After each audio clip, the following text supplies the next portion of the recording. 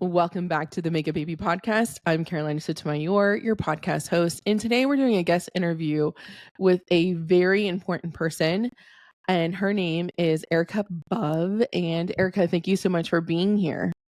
Thank you so much for having me. And today we're going to be talking about all things you need to know before you go see a reproductive endocrinologist physician.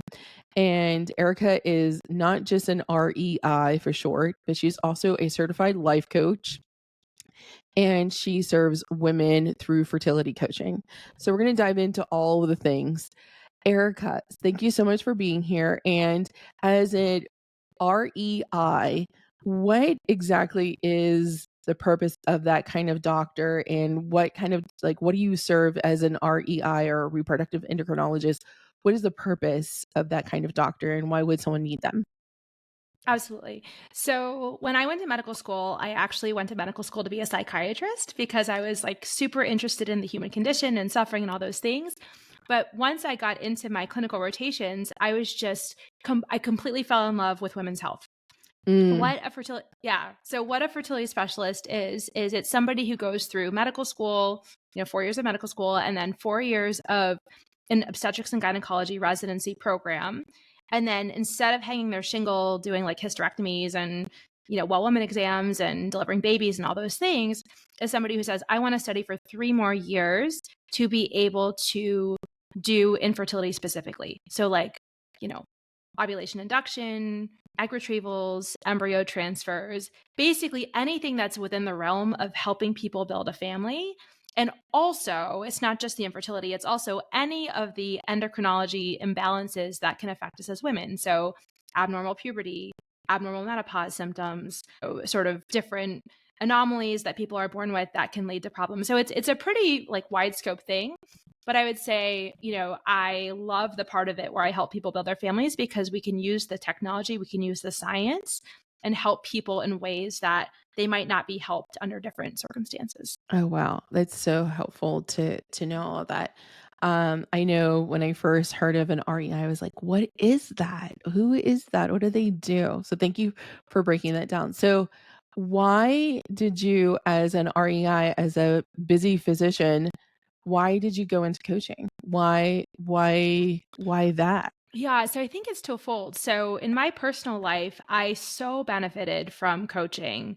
My entry point in was when I have 2 children, they're 9 and 11 now, but about 6 years ago, I was just really having a hard time with parenting.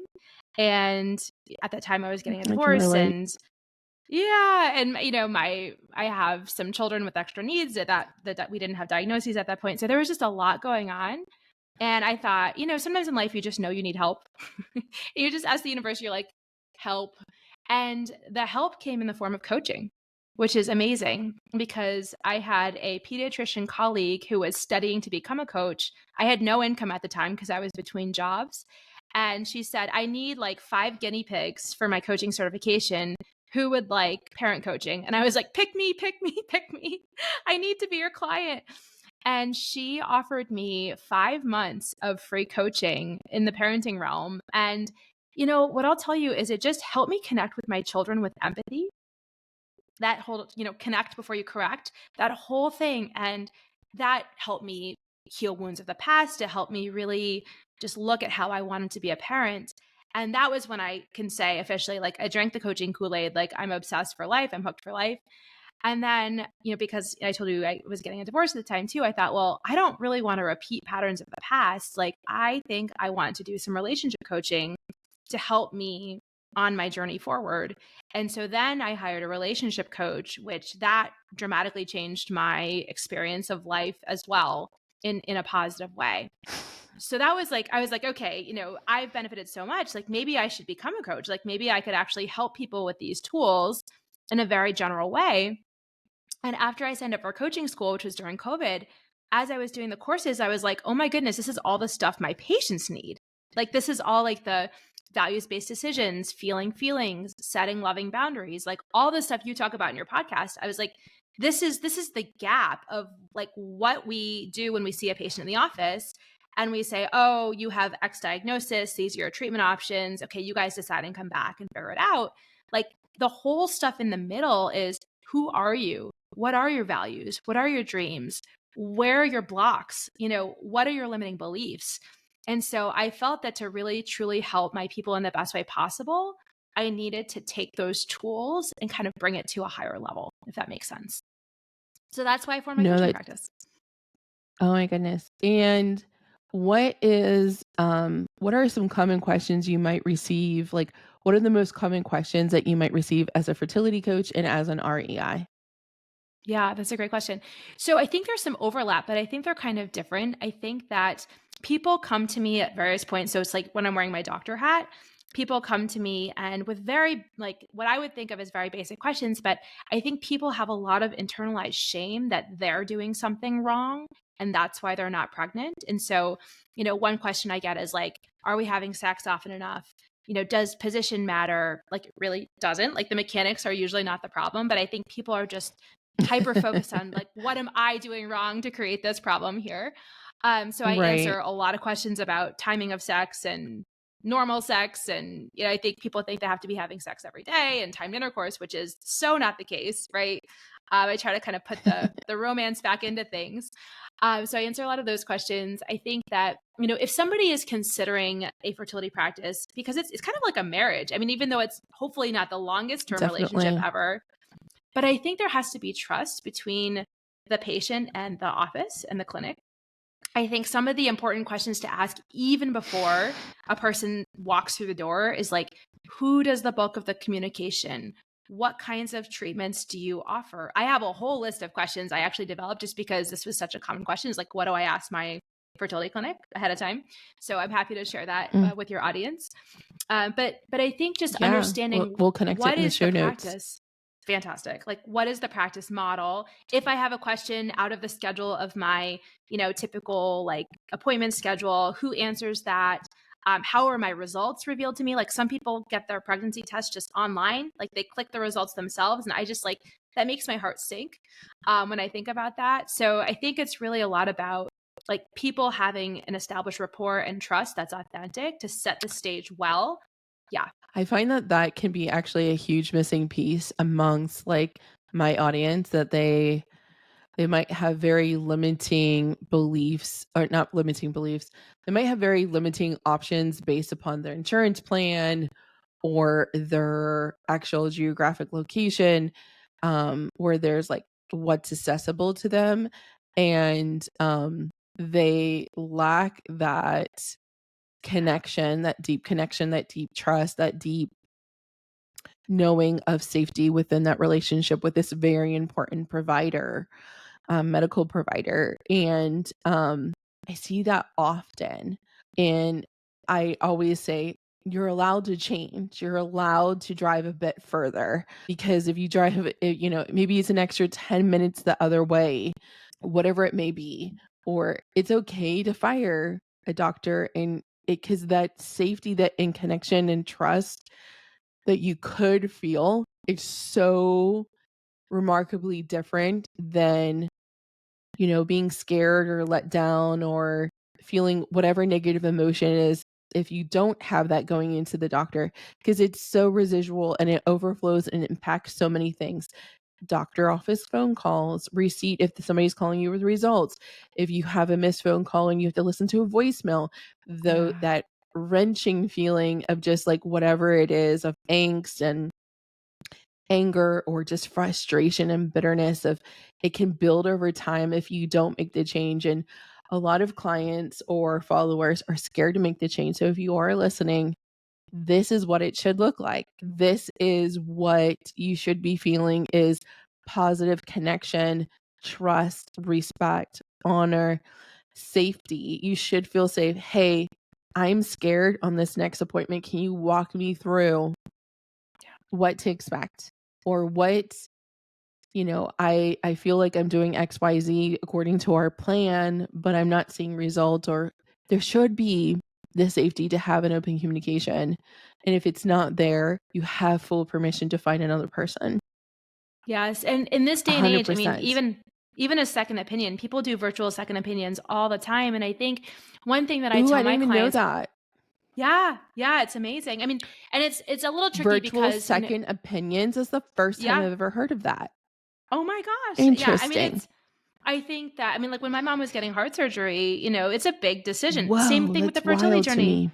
right? Just to have someone look through I do this for people all the time as a second opinion, right? Like look through your stuff and see if there's anything that you can add, any other Oh, perspective, that makes sense. Because right? COVID made telehealth so much more accessible. Like it wasn't a thing before COVID to have like a Zoom or, No.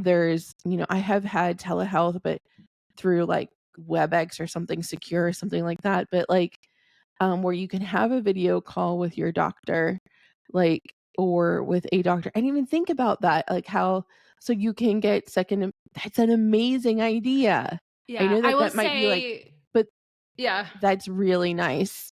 Yeah. And you just have to double check with your insurance to make sure, because most insurances right now are still covering telehealth. Some of them have rolled it back. So it's just like a little technicality thing. But I would say the vast majority at this point, you know, Do your due are diligence. offering. Yeah.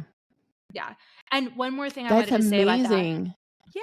I love this. I love changing, you know, just it's knowledge is power. That's like so important. Like, and when you have more knowledge, then you can make better decisions, right? So it's just all about empowerment. But one thing I would say is if you are in your fertility office and you feel like a number and you don't feel like your Mm, team is looking at your particular situation and making tailored decisions for your situation, I will say there are so many fertility doctors who are so amazing and do this all the time. And they like painstakingly look and they look to the literature, and there is no such thing as a number. Everyone is an individual or a couple, you know? But I think if you are a patient and you are feeling that way, unfortunately, we know that the system can be broken sometimes. Maybe it's not a good two-way fit. Like you are entitled to mm. get what you need. You really are. So I just want to give people I permission to, yeah, to tune in. It's the intuition. Am I getting what I need? Yeah, I find that intuition has to be like depending on when a person finds me, but the intuition has been turned off, and there's been and the distrust of oneself has been turned Mm, on. So there's a lot of like rebuilding yes. connection to self and connection to the womb, connection to your Yes. body, so that there is a mind, body, spirit connection. And then the intuition can then be activated. The intuition can then be felt to be safe to be trusted, and then enough of collecting evidence that, oh, the intuition thing is real and that I can trust myself to make great decisions. There's like a Yeah. process there to like trust your intuition, and there's a process to, because so much, and a lot of people don't recognize that, the negative pregnancy test, the absence of a period, or maybe really harsh periods or prolonged bleeding, all of this can lead to a lot of fertility trauma or infertility trauma, however you want to term it. But like that is a thing that also has to be healed with your mindset and also with your womb. We use Reiki to do that, but like that's a real thing of like to even try to like nobody thinks when you're going to out to get pregnant. You spend most of your life trying not to get pregnant. And then when you finally arrive, like, this is the time. Yes. Then it should be easier. But, that's not the case for everyone. So then they're like, why does this have to be so hard? And then, there's this huge disappointment. And then like just all of the effort in the doctor's appointments that can create a lot of pain or a wound that needs to at least be thought of. Do you ever find that in your coaching practice that needs to be addressed? Oh. Like Oh, honoring the all the journey? time. All the time. And I think that a lot of it is like reconnecting to our identity, our values, tuning into that intuition. And I think, I mean, intuition is collective. Like it's not like my intuition lives within me and it's not connected to your intuition. I think when you have a good, and most of us REIs are actually empaths, which is wonderful because I think that when I you have a haven't even good thought about connection, that. right? Like I remember one time, this was maybe 2018-ish, and I was like at home on a Saturday. I wasn't even on call, and I got the embryo report, the day 3 embryo report for one of my patients, and it was a day 3 embryo report. And this woman's plan was to freeze all her embryos. And I just got this like intuitive hit. I was like, "Oh my goodness, this is not the right plan. Like she needs a transfer like now." And so I called her and I was like, "I know this. I know." I know this isn't the strong plan A, but like, That I'm is a telling you with curveball. I guarantee. No I know way. it, but we had such a good relationship at this point, and with her and her husband and everything, and they had gone through so much. And I said, I'm feeling with every cell of my being, with my soul, with my intuition, that you need to transfer this embryo. And I hope that you trust me in this, but like, this is what needs to happen. And they What were like, okay, happened? they have a baby. That led to a baby. Shut up.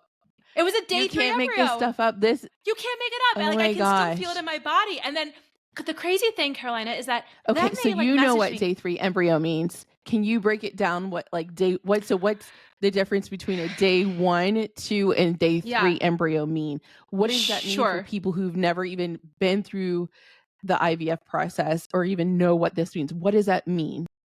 Yes. So when people undergo the in vitro fertilization process, that's the process where ahead of time we take 2 weeks. People take, injections for 2 weeks.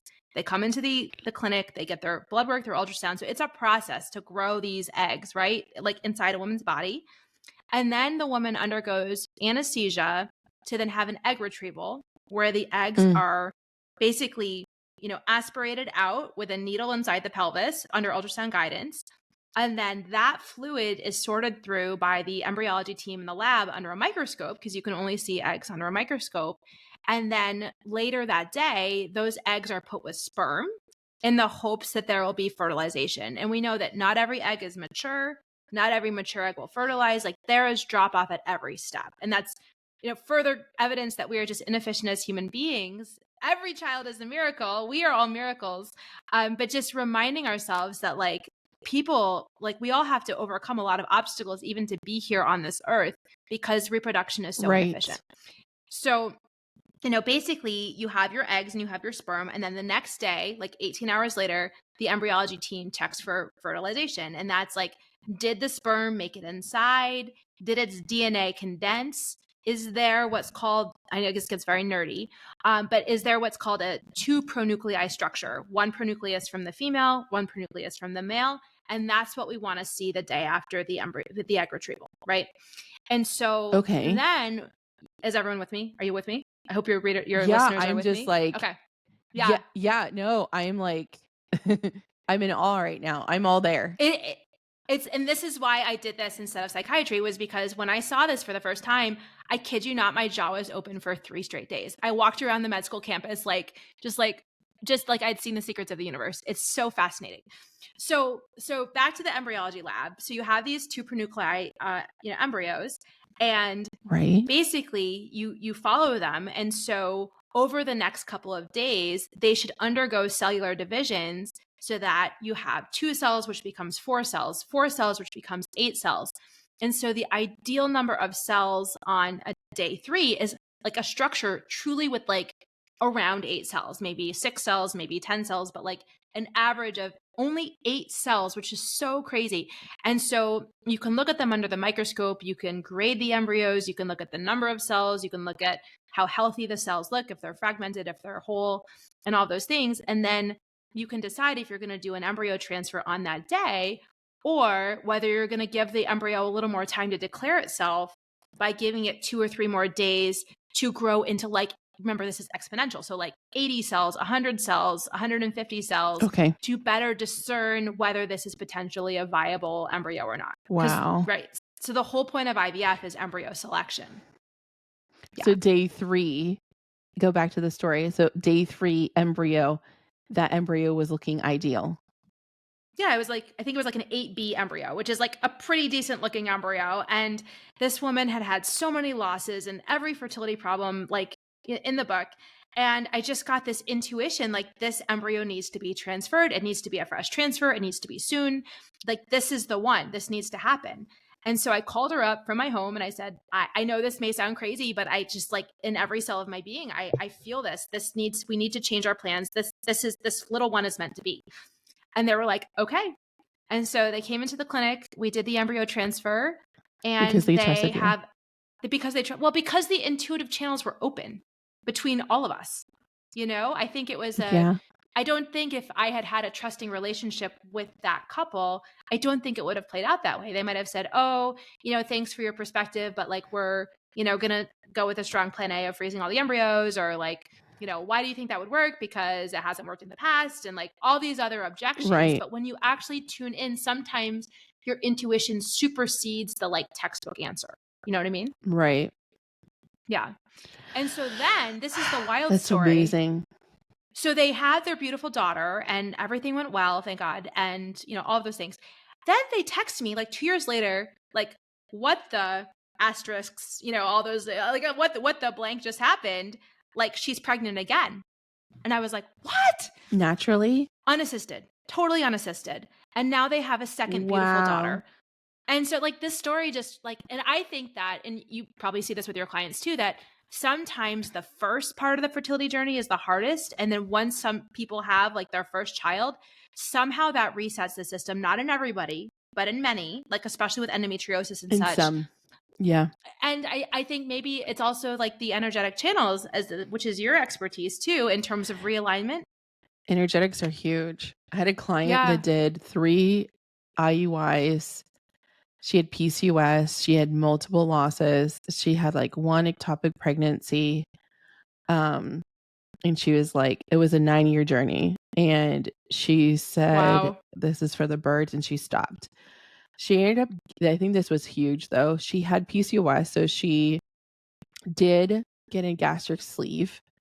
And she, she went and had a medical team behind her to address the PCOS, which is a huge part.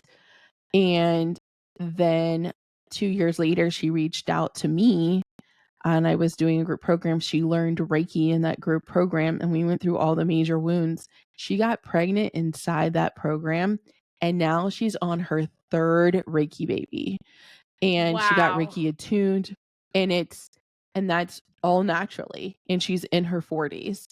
And that was just like, and she had tried her entire marriage and nothing could stick. The babies don't even make it to 1 year before she gets pregnant again. And she just I was like, girl, get it. So, so it's an amazing thing to see. But for her she's like, she could actually believe in her body again. She's like, oh, now she does need support with like, different hormones. She has to take supplements and that's okay. People need to know that like whatever it takes to work with your team to make babies stick, I mean, everything, we can work it out. You don't need to know all the details, but just keep having that communication with your doctor. And I always say is that no question's too small. This is your first time, or maybe, they went to school for, like, you went to medical school and you have an expertise in all of this, but this is probably the first time you're going through this fertility treatment. It's not like you have 10 years in knowing how your body reacts to these scenarios or these situations. Ask all the questions. Ask the questions. That's right. And then trauma work is so huge. I had a patient who went through an IVF cycle. She was like 40. She made 5 embryos, all of which were chromosomally abnormal. Very devastating result, like super devastating. And then really went through some like psychological trauma and just said, I think we need to stop this process. We need to focus on our marriage, and I need to release the trauma of my childhood. I need to work through that and figure that out. And she, went on this intense journey of releasing the trauma. And she and her husband went on vacation, and now they have a beautiful son. It is so like story after story after story, where it's like, this is why I called my coaching practice, Love and Science, because I really think it takes both. And I think, what you do with Reiki and helping people heal, so much of the time, that's a huge component, and it's not really addressed in the science piece of things. And I believe it is science, right? But I think that, as we're like, okay, what components are necessary for the fertility process? Like if someone has trauma and that's blocking this whole thing from flowing, then that needs to be addressed. It's so real and so important. 100%. If you could talk to a first time mom to be who really wants to have a baby and they just don't know what to do next, and they've been trying for 1-2 years, what is your advice or next steps for them? Absolutely. So I would ask if they've seen a fertility specialist yet. Anybody who's been trying for a year, in my opinion, should see somebody for an evaluation. Even people over the age of 35, if they've been trying for 6 months, then that's criteria to see a specialist as well. So the first I thing love is that. access the care. Even if you're anxious, if you're 24 years old and you've been trying for 7 months and you're just losing sleep over this, why not get an appointment with a doctor? Like, this is I say crazy. go sooner. Most people wish they had Yeah, gone sooner. right. That is the Absolutely. number So one thing is I wish I had started seeing someone sooner. absolutely, 100%. So I hear make it the every appointment day. every day. And I see people like, oh my goodness, I saw somebody who had been For trying your for partners 18 too. years. Get your Yeah, men checked because that's right. because I learned a lot about sperm quality and motility and all the things like in male fertility is so much easier to fix and quicker I to know. fix and less invasive than when I interviewed a Chinese medicine practitioner or medicine doctor, and she was explaining like how quickly certain lifestyle changes or things that like the most common causes that she saw like that's the easiest to fix, and that accounts for a lot of cases, infertility cases. Absolutely. I think like the low hanging fruit of like, it's hard to stop, but like cigarette smoking, chewing tobacco is a huge one. That one's actually pretty bad. Marijuana, I'd say like 30% of my patients are like, yeah. And I say, I'm not here to take away your joy and your pleasure. I'm really not. But like, if there are things, That's if so we're funny. aligning the I've never vectors, if done we can it. just, I've yeah, never yeah, done no, I've never done marijuana, but I didn't even think about like marijuana and the impact of it I on know. The I sperm, the sperm that gets stoned, they swim in circles. They don't know what to do. That's the Oh my visual that god. usually resonates with people. Dying right now. So that's so Yeah. wild to me. So okay, so go see the doctor sooner. So if Go it's see the keeping doctor. go see the Yeah. doctor. And then I think also another thing is that I encounter is women, like if I go live on TikTok and I'm like, what is your fertility plan? And they're like, oh, I Yes, don't have one. You need a fertility plan. What are your you next do. steps? Ask the hard questions. And they shouldn't even be hard questions. It should be like, okay, here is my diagnosis or here where I'm at. And these are the next steps that we're going to try in order to get you to conceive. And I think That's right. every person who is trying to have a baby needs to have a fertility plan with their doctor. And if you don't Absolutely. have And maybe yeah, go ahead. no, it's just that it is the most common thing I see that women don't have in Yeah. my world. And I'm My, like, why? yeah. It makes Why no don't we sense. Like, have one of one? my 3 pillars is empowerment, right? Empowerment, compassion, and evidence-based. Those are my 3 pillars. And so this is under the sphere of empowerment. And so what I say to my patients and my clients is, okay, so if this doesn't work, like we're going to do letrozole, which is a medication to help, ovulation, right? Say that's the plan. We're going to do that for 3 to 4 months. And if that doesn't work, we're going to sit down and have an appointment together. Obviously this is more my doctor hat, but we're going to sit down and then review options at that point. Maybe it's more letrozole. Maybe we add an IUI. Maybe we talk about injectable meds. Maybe you're thinking about IVF. Like, options, knowledge is power. And so when like, Agree. not even like, oh, my plan's letrozole, like that's not specific enough. It has to be like, what's the timeline? And if this doesn't work, what are the possible next steps? Because then that puts the ball back in your court in terms of being able to make those informed decisions. And like, what does your insurance cover? Do you even maybe want to take a different job that has better coverage with your open enrollment?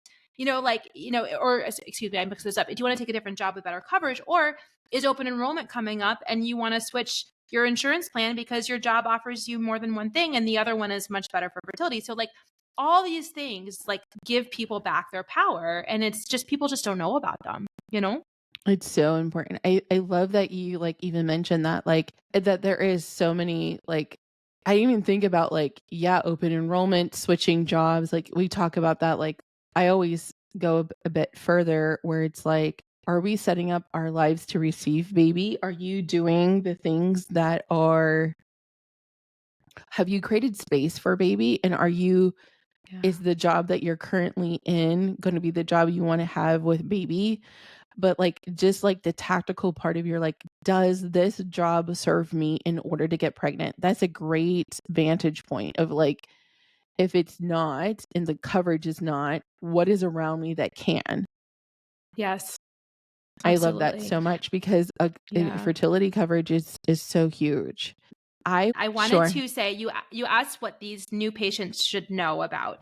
I wanted to say that the mindset piece I think is so important. And so what I strive for with my clients is to have cautious optimism. So this is I've heard you talks about like you're not a toxic positive person. I am not either, but I say, the belief that it's possible My little and letting Delulu. go of right? And then letting My go of the little outcome. Delulu.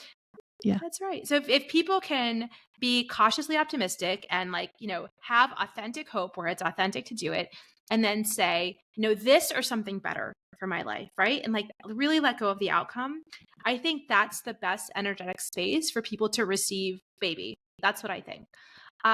So that's the second. The first piece is like practically speaking, what to do is to schedule an appointment with a fertility specialist. But the other piece is like, what work are you doing on yourself to be able to get yourself in a mindset where it's possible? I love that so much. Is like, Yeah, but and yeah, that looks different for every single person. Like, what does it take for you? Like the mindset work does look different for every single person. Like, what are they open to? Is that Reiki healing? Is that hypnosis? Is that journaling? Is that independent work? Is that with a coach? It can look different, yeah. but that can only be answered by you, by That's right. yourself. Like, and I think that a lot of the power in just womanhood, being a woman, but let alone your fertility journey, is just given away. So this is your sign to take it back. That's Well, right. 100%. so So, what is your yes, to your website where people question, can reach you? yes, loveandsciencefertility.com. Awesome. Thank you so much for Yeah. being here and thank you for sharing your wisdom.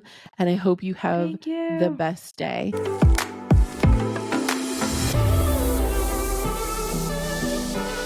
Frustrated being told you are fine by your doctor, exhausted from negative pregnancy tests every month, wanting a deeper connection on your fertility journey with your spirit baby? The Make a Baby membership is exactly what you need. Using Reiki will help you connect to your spirit baby, heal the trapped emotions blocking fertility, and support you in our life-changing community. With over 90 Reiki babies, we invite you to try the Make a Baby membership for free. Check it out in the show notes. Let's get you pregnant.